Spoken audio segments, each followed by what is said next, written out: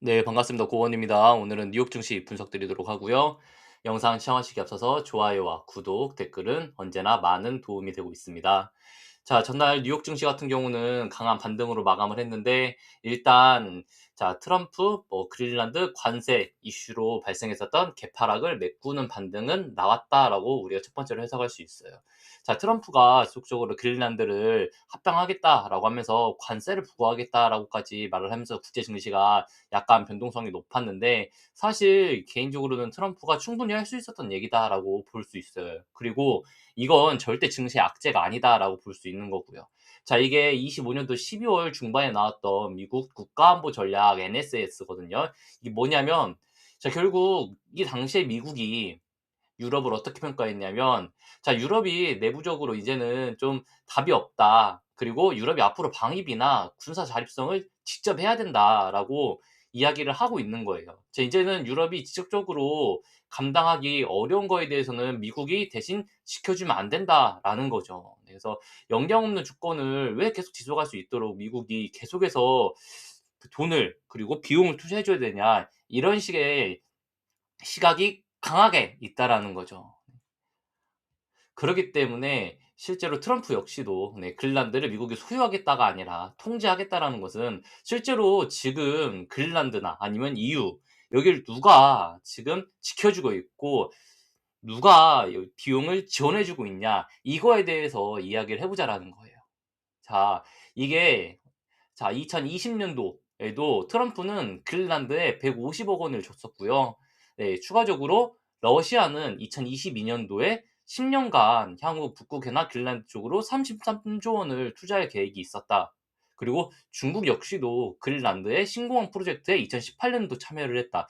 이게 제가 트럼프 일기 이전에 데이터는 찾아보지 않았기 때문에 18년도까지가 마지막이지만 이전에도 찾아본다면은 당연히 뭐 러시아나 중국이나 미국이 그린란드나 이 북극해를 통해 여러 가지 지원을 했던 내역들이 있을 거란 말이에요. 근데 이게 뭐냐면 자, 우리가 보면은 중국이나 러시아나 미국은 여기에 돈도 투자하고 시설도 투자하고 이것저것 투자하기 바빠요. 그렇기 때문에 자, 경제적으로 북극해와 그린란드를 차지하겠다라는 거예요. 경제적으로. 근데 트럼프는 1기 시절이나 2기 시절이나 EU나 덴마크가 이쪽에 아무것도 하지 않는다라는 걸 알고 있다라는 거예요.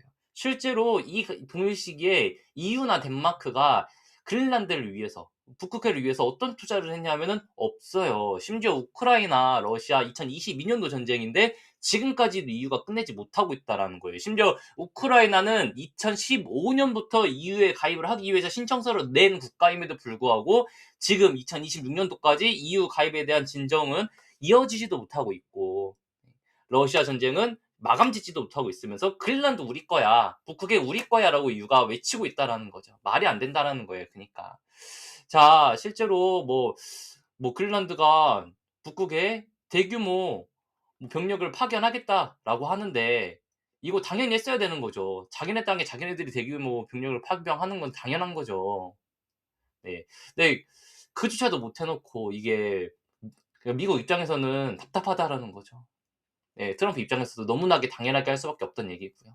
자, 2022년도 11월에 EU가 러시아에게 여러 가지 총 9차에 통한 경제 제재를 가했어요. 우크라이나 전쟁 때문에. 근데 이때도 천연가스는 제재조차 하지 못했어요. 왜냐면은 러시아 없으면은 유럽은 겨울에 버틸 수가 없으니까요. 심지어 지금도 20% 수준 유지 중이고 그럼 과거에 40%에 달했던 나머지 20%는 어디 갔냐? 미국에서 수입하고 있어요. 그러니까 이렇게까지 러시아가 아니 러시아란다. EU가 하찮고 답이 없다라고 이야기를 드리고 싶은 거예요. 이름에도 불구하고 건들면 "아 우리 뭐 할 거야, 뭐 할 거야." 막 겉으로는 막 시끄럽고 뭘 하는데 막상 뭐가 없다라는 거죠. 그래서 사실 이 EU 이슈 그리고 그린란드 발 이슈는 사실 크게 악재로 해석하지 않고 있었다라고 말씀드리고 싶은 거고요. 추가적으로 뭐 유럽이 10조 달러 미국의 국채를 매도한다라는 한국의 기사도 너무나도 많은데 이거 불가능해요. 자, 실제로 국채를 미국 국채를 샀다라는 것은 가장 안전한 투자처에다가 투자를 해 놨다라는 거거든요. 그러면은 수익보다는 안전한 투자처를 찾았다라는 거예요. 근데 미국채를 매도하고 나서 가장 위험한 자산인 비트코인을 사냐 뭐 금을 사냐 이러지 않다라는 거예요. 당연히 동일한 국채를 사려고 할 텐데 일본, 중국, 유럽 대체 시장으로는 미국보다 부족하다라는 거예요. 그리고 지금 미국 국채 금리가 높기 때문에 유럽은 매도하는 순간 손실이에요. 그리고 많은 국채 금리를 유럽의 금융사나 기관들이 보유 중인데 이걸 정부가 나서서 매도하라고 해서 손실보험사 매도치는 어느 금융사, 어느 기관이 있겠습니까? 그니까 막 주말부터 월, 화까지 내내 이걸로 계속 악재성 얘기들을 하는데 "악재가 아니다."라고 말씀드리고 싶은 거예요. 네. 결국 그러면은 악재는 어떤 것으로 나올 것이냐? 결국 악재는 향후에 다른 방향으로 나올 거예요. 자, 지금 보시면 실제로 비은행 투자자 그리고 포함해서 뭐 그 기관 투자자들도 동일하지만 대부분 지금 "현금이 없다."라고 보여요. 지금 그 누구도 현금을 들고 있지 않고 대부분 다 지금 주식을 매수하고 있다라는 거예요. 자, 추가적으로 빅스 선물 자산운용사의 포지션 역시도 가장 낮은 수준이고요. 이렇다는 것은 시장은 낙관적으로 엄청나게 낙관적인 포지션을 가지고 있다라는 거예요. 자, 마지막으로 미국 중간선거의 수익률은 항상 마이너스였습니다. 그러니까 우리가 막 중간 선거니까 무조건 수익률을 높여줄 거야. 막 트럼프가 증시를 부양해 줄 거야라고 하는데 절대 아니라는 거예요.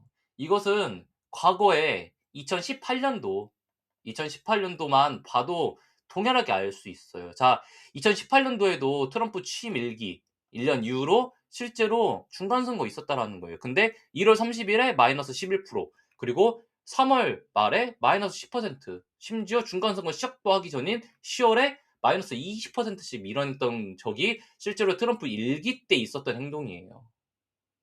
근데 지금은 트럼프 2기 때 11월 중간 선거 있을 거니까 무조건 증시 상승할 거야. 무조건 증시 불타오를 거야. 이게 2018년도에 그랬겠냐고요. 그러니까 우리가 조금만 생각해 봐도 지금 구간은 이게 반등은 나올 수 있어도 단기적으로 반등은 나올 수 있어도 결국 2 월, 3 월은 위험하다는 게 너무나도 크게 보인다라는 거예요. 그렇기 때문에 지금 구간에선 절대 무리하지 말자라고 말씀드리고 싶은 구간이기도 합니다. 예. 전날 러셀이 2% 가까이 상승이 나왔고 비트코인도 반등에 성공했기 때문에 아직까지는 해당 시장을 어떻게 해석하냐? 중소형주 내에서 순환매 시장으로 움직이고 있다라고 볼 수 있다라는 거예요. 이 중소형주 시장의 순환매가 종결되는 시점은 어떤 시점이냐? 첫 번째, 이 러셀이 무너질 때, 러셀이 상승 추세를 이탈하고 무너질 때 강하게 조정을 받을 거고요. 자, 그럼 러셀이 무너지고 나서 다시 한 번 더 지지받고 강하게 치고 올라가면서 종고점을 돌파하겠냐? 아니라는 거예요. 러셀이 여기서 무너져 버리면 즉 러셀이 여기서 수급을 빼버리면은 러셀은 여기서 끝이에요, 인제. 막 여기서 러셀이 수급을 더 가져가고 올라가는 것이 아니라 뺄 때 제대로 뺄 거라는 거예요. 최소 러셀이 여기서 막 3% 4% 이상 빠져버리면은 막 중소형주들 기준에서는 마이너스 10% 20%씩 빠져버려요. 그러면은 이 정도로 빠진 수급이 다시 V자 반등으로 강하게 들어온다기보다는 결국 그다음에 대형주 위주로 수급이 들어갈 수밖에 없다라고 볼 수 있다라는 거죠. 그래서 지금 사이클은 중소형주의 순환매 사이클이고 이 사이클이 끝나는 시기는 실제로 러셀의 추세가 꺾이는 시점이다. 이때는 우리가 중소형주 비중을 축소하고 현금을 가지고 있다가 대형주 위주의 포트폴리오를 가져가야 된다라고 말씀드리고 싶고요. 자, 다음 주 목요일부터는 메타, 뭐 마이크로소프트 등이 시작 발표를 하는 빅테크 어닝 시즌이 시작이 돼요. 그러면은 자, 보면은 자, 메타나 아니면은 마이크로소프트나 실제로 메타도 9월에서 10월 사이가 고점이고요. 네, 실제로 마이크로소프트 역시도 대략 10월 달 정도가 마지막 고점 이후로 주가를 강하게 밀어내고 있다라는 거예요. 그리고 애플 역시도 비슷한 시기에 대략 고점을 만들어 놓고 하방이 강하게 이루어지고 있고요. 이것은 마지막으로 엔비디아나 뭐 팔란티어 역시도 비슷한 시기에 고점을 만들고 횡보를 하거나 하락이 진행되고 있는 즉 이 팔란티어까지도 동일한 시기에 동일한 패턴들이 움직이고 있다라는 거예요. 그러면은 우리가 무엇을 유추할 수 있느냐? 이런 빅테크 종목들이 대략적으로 비싼 시기에 비싸게 수급이 들어와서 비싸게 반등이 나올 것이다라고 볼 수 있다라는 거죠. 지금 러셀이 1월 1일부터 1월 22일까지 쉬지 않고 급등이 나왔던 이 패턴과 지금 대형주들이 비리비리하면서 밀리는 것과는 상대적인 모습이죠. 즉, 이 러셀에서 수급이 빠지면은 결국 대형주로 간다. 그러면은 결국 마지막으로 눌렸던 대형주들이 상승이 나온 다음에 이 상승세가 꺾일 때 증시는 공통의 폭락이 온다. 이거 지속적으로 언급드리고 있기 때문에 이 점 기억해 주시면 될 것 같습니다. 자, 이번 주 증시를 단기적으로 한 2에서 3일 정도 분석을 해보자면은, 자, 빅스가 실제로 이틀 전에 갭상승을 강하게 띄워놨어요. 공포지수 빅스거든요. 그리고 나서 지금 갭을 메꾸는 하락이 출현하고 있기 때문에 갭을 메꾸고 횡보가 나오는 이 시점은 대략 2에서 3거래일까지는 무난하게 반등이 나오는 시장이 나올 거예요. 그러면은 이 무난한 반등이 나오는 시장에서 우리가 해야 되는 것은 무엇이냐? 올라오는 종목들 비중 축소하고 현금 보유하고 차익 실현해야 되는 거지. 지금 이 구간에서 지금 현재가에서 XXL을 막 무리하게 따라가고 지금 막 풀매수를 넣고 이럴 시점이 아니라는 거죠. 네, 동일하게 따라서 올라가고 있어요. 네. 이 점만 우리가 기억해 주시면 될 것 같습니다. 그리고 중소형주들 중에서는 아직 상승이 좀 제한적으로 나온 종목들이 있어요. 지금 어제도 지금 상승이 좀 아쉽게 나오지 못했지만, 자, 뉴스케일 파워 같은 경우도 실제로 상승이 좀 많이 남아 있거든요.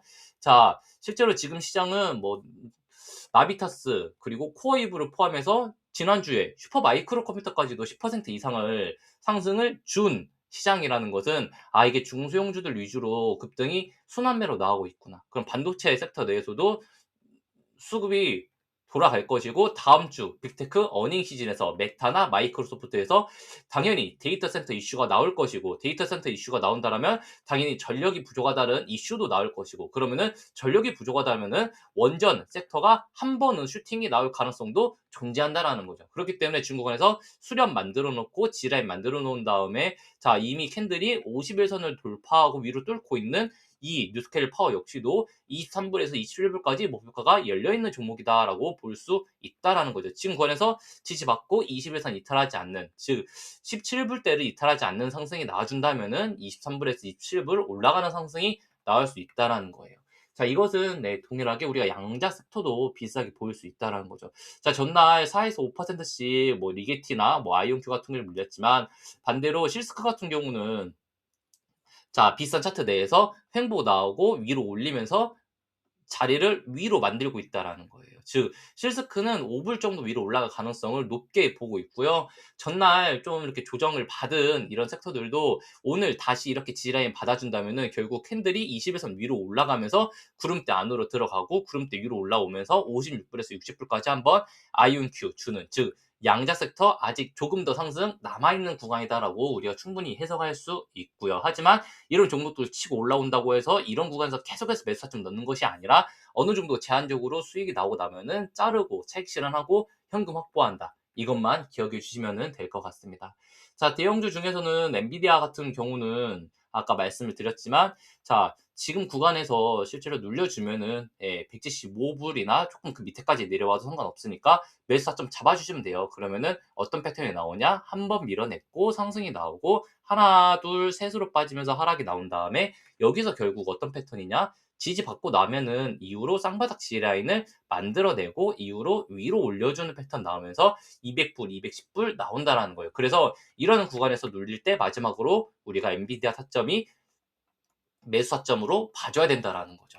자, 엔비디아가 나중에 3%, 4%씩 올라도 엑소엑셀이 1%, 2% 오를 거예요. 그 시기에는. 네, 저는 그 시기를 1월 말 아니면 2월 초중순 뭐 이 정도로 좀 예상은 하고 있습니다.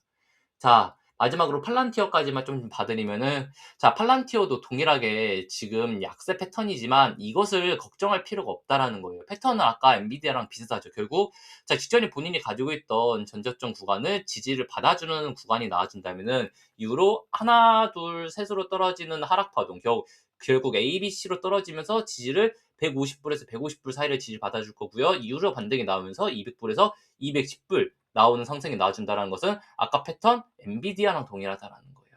이것은 어떤 패턴? 테슬라도 비슷한 패턴을 가지고 있죠. 지금 비슷한 구간에서 G라인을 받고 지금 A, B, C로 떨어지고 있는 파동인데 사실 테슬라는 여기서 C로 떨어지면서 380불까지 줄 필요는 없어요. 네. 왜냐면은 이미 테슬라가 여기서 빠질 때에는 악재를 꽤 과하게 반영했거든요. 그래서 다음 주 사실 테슬라 실적 발표인데 저는 크게 걱정하지 않습니다. 테슬라 같은 경우는 여기서 410불대를 지지받고 나서 위로 올려준다면 480불이고요. 410불을 지지받지 못하더라도 즉 이게 440불 돌파하지 못하면 밑으로 밀릴 건데 반대로 440불을 뚫어준다면 다이렉트로 480불 그리고 자 440불을 바로 돌파하지 못하고 밀려주더라도 410불이나 그 근처에서 G라인 만들어준 다음에 동일하게 440불 갈 거니까 이 480불 목표가 보시면서 열어두시면 될 것 같아요. 즉 영상을 마지막으로 요약을 드리자면은 지금은 중소형주 순환매 시장이고 이런 순환매 시장에서 우리가 상승이 나오지 않았던 뭐 레코시스템즈나 아니면은 뭐 뉴스케일 파워나 이런 상승이 아직 남아있는 종목들을 매수해야 되고 그리고 지금 상승이 조금 더 남아있는 뭐 비트코인이나 이런 관련주들 매수해도 충분하다. 하지만 이 종목들을 계속해서 매수하는 것이 아니라 어느 정도 고점에 닿고 나면은 비중을 축소하고 우리가 대형주로 시드를 나누는데 대형주 역시도 분할로 매수를 하면서 접근을 하고 이 역시도 2월에서 3월 정도 고점을 만들고 나면은 우리가 증시의 강한 하락을 대비해야 된다. 중간 선거였던 해는 무조건 상승이 나왔던 시장이 아니라 항상 약세 패턴이 더 많았던 시장이다. 그리고 현재 시장의 현금은 정말 부족하고 공포를 그 누구도 우려하고 있지 않다. 이것만 오늘 영상에서 기억해 주시면 될 것 같습니다. 오늘 방송 여기서 마무리를 짓도록 하겠습니다. 영상 시청해주셔서 감사합니다.